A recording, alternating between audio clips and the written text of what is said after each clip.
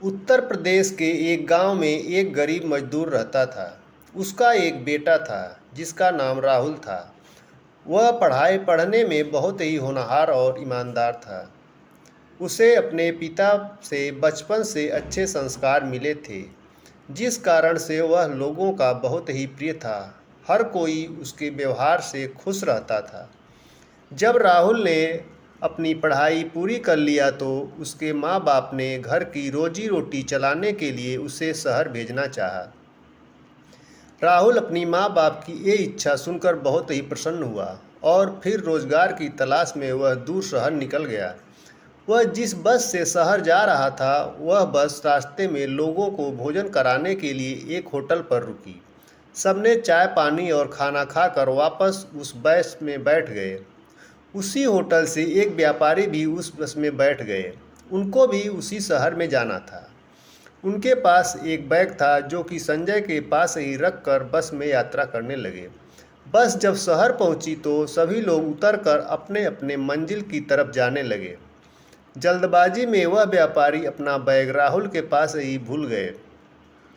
जब राहुल बस से उतरने लगा तो देखा कि वह व्यापारी जल्दी में अपनी एक गाड़ी जो कि उनको लेने आई थी उसमें बैठकर चले गए। फिर राहुल जो कि बहुत ही ईमानदार लड़का था उसने बैग खोलकर देखा तो उसमें ढेर सारे पैसे भरे थे। वह उन पैसों को लेने के बजाय उस बैग को व्यापारी को वापस करने का मन बनाया। बैग में उसे ढूंढने पर एक डायरी मिली जिसमें उस व्यापारी के घर का पता लिखा था। राहुल ने बिना देर किए लोगों से वह पता पूछकर उस व्यापारी के घर जाने लगा। उधर वह व्यापारी जब घर पहुंचा तो उसे ख्याल आया कि उसने जो व्यापार के लिए पैसे लाए थे, नोटों से भरा बैग तो उसके पास था ही नहीं। अब तो उस व्यापारी का दिमाग घूमने लगा क्योंकि उस बैग में लाखों रुपए थे। व्यापारी याद करने की कोशिश करने लगा कि वह बैग कहाँ भूला है, लेकिन उसे कुछ भी याद नहीं आ रहा था। अब तो चिंता के मारे व्यापारी की हालत खराब होने लगी थी। वह व्यापारी यही सब बैठकर सोच रहा था कि अचानक उसके दरवाजे पर एक गाड़ी आकर रुकी, जो कि जान पहचान की नहीं लग रही थी। उस गाड़ी में से राहुल बैग लेकर नीचे उतरा।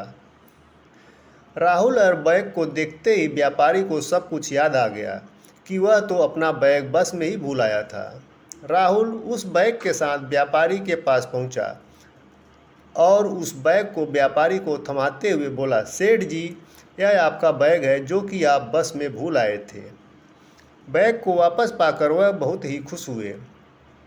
सेठ ने उस बैग में से कुछ पैसे निकालकर राहुल के हाथों में रखने लगे और बोले, बेटा, मैं तुम्हारे ईमानदारी से बहुत खुश हूँ।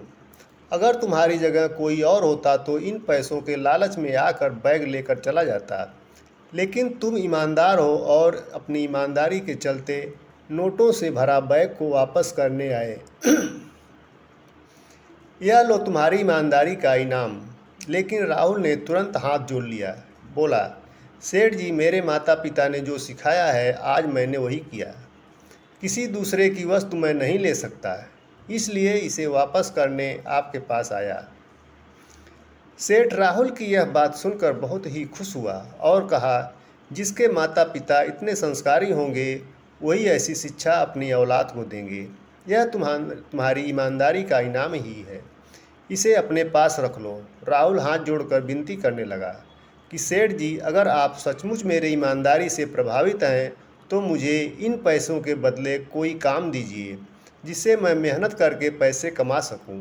राहुल की यह बात सुनकर सेठ जी ने कहा, आज से तुम मेरे यहाँ सारा लेन देन का काम काज देखोगे। इस तरह सेठ ने ईमानदार राहुल को अपने काम पर रख लिया। राहुल को अपनी ईमानदारी का इनाम मिल चुका था। वीडियो देखने के लिए धन्यवाद। कमेंट में अवश्य लिखें कहानी आपको कैसी लगी। यदि आपको वीडियो अच्छी लगी तो वीडियो को लाइक और चैनल को सब्सक्राइब अवश्य करें। धन्यवाद।